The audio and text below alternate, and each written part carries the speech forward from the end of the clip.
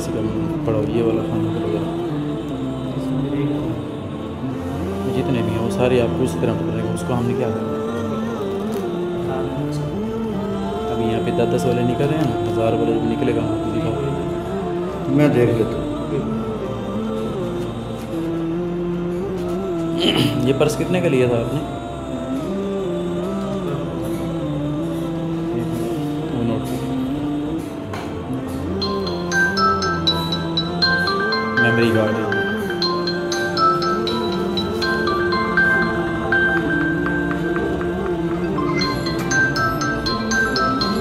ये अपनी बीबी बरामद कराएगा तो फिर तो इसके लिए जान उड़ी हो सकती है, बीबी नहीं बरामद कराएगा तो ये जान उड़ी इसकी हो सकती है।